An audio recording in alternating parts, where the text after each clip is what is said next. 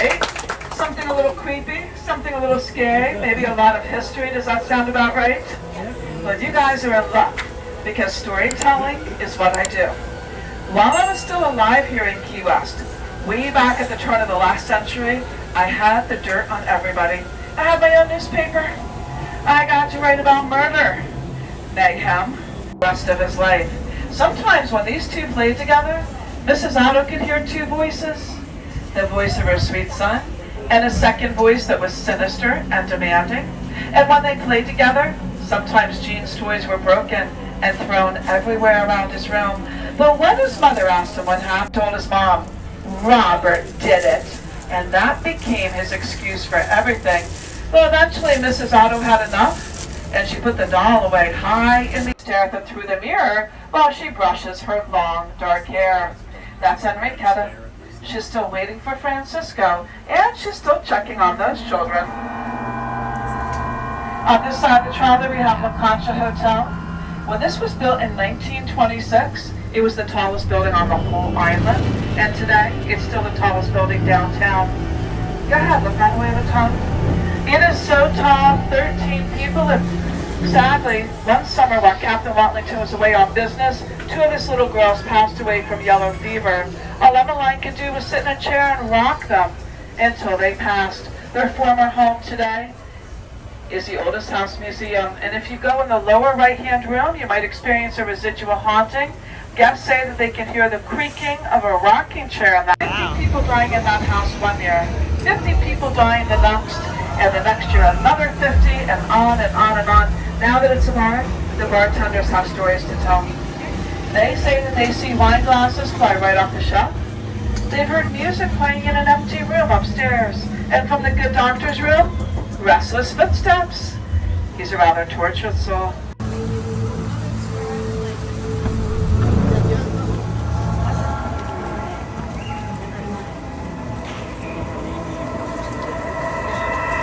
Spirit doesn't have a timeline. There's a lot of upstairs. We've got some seats right back here behind me.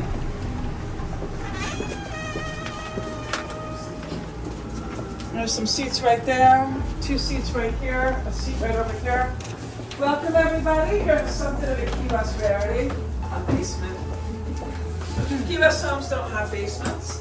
So we're a foot below sea level right now, which is that gunpowder smell that you smell. We have collected a lot of seawater over the years, and when it dries, it smells a little bit like sulfur. But we're down here to hear about, there's a serial number right at the top. When this came into our collection in the 1990s, we traced that serial number back to 6 different ship manifests. The last one was a ship that was on in 1656. The Nuestra Senora de los Maravillas, the Lady of Wonders. She was part of a fleet of 7. They were just off the coast of Ecuador with this on board.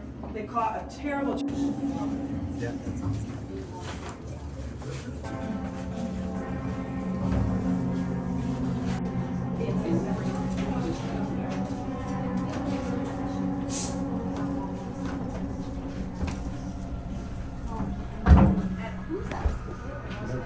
If we want the same seats, we can do it.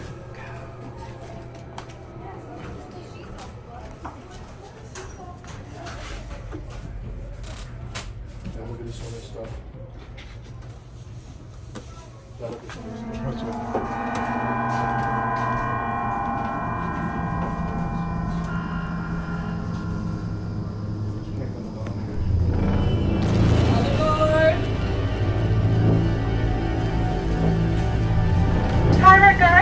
Pacing back and forth and checking on his loot. Notice the light on in the children's nursery. They had a tragedy. They lost 3 of their children while they lived there. 2 died of yellow fever.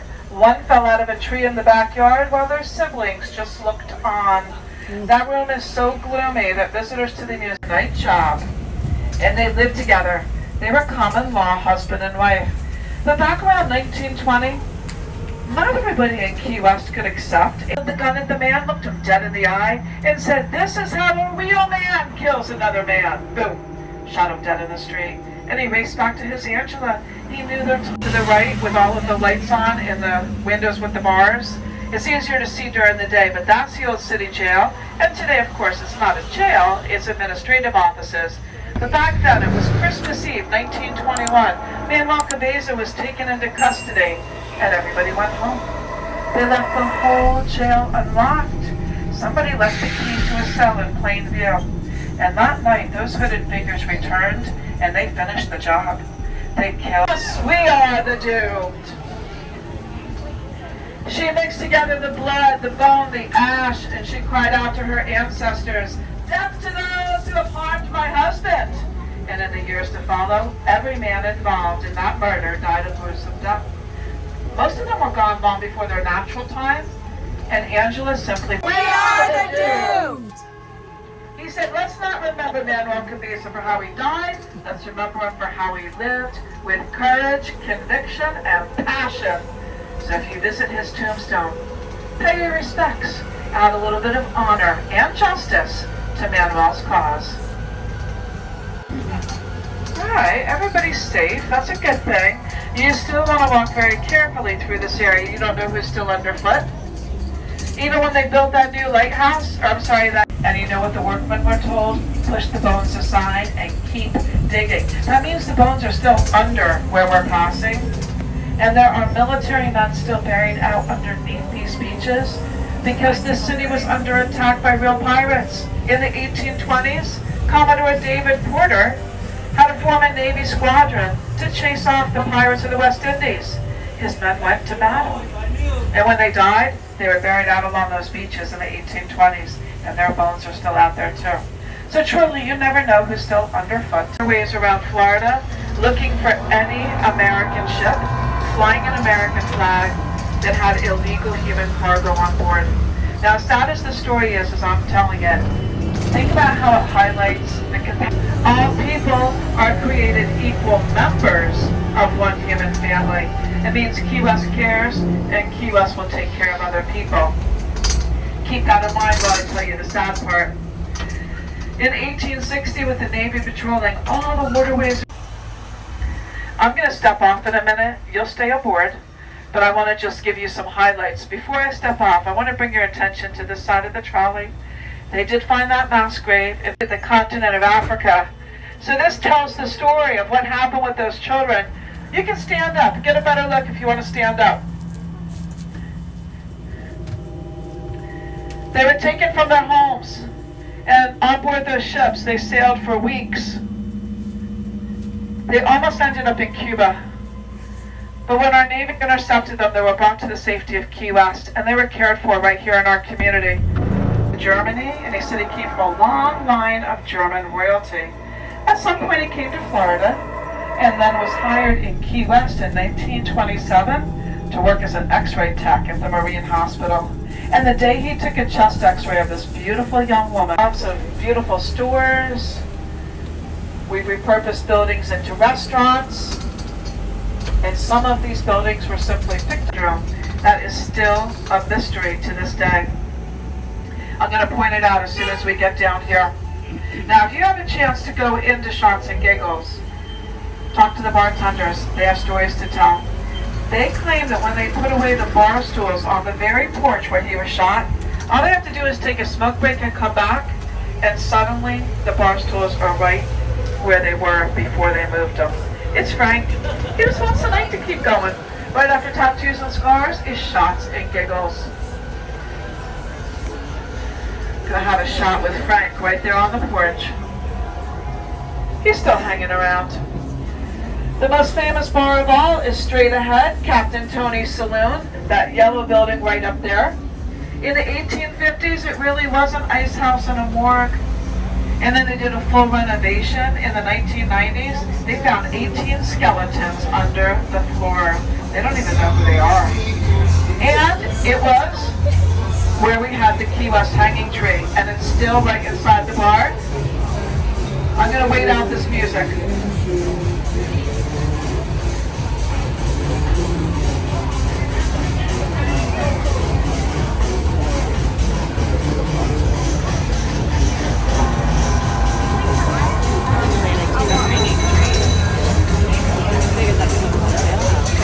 Well, there's a tree in Captain Tony's. When we walked in there the other day, Look right inside the doors of Captain Tony's and see if you can see the hanging tree at the end of the bar here. Look right behind that gentleman in the blue. That tree has been there since the 1800s. Thankfully, we haven't used it recently.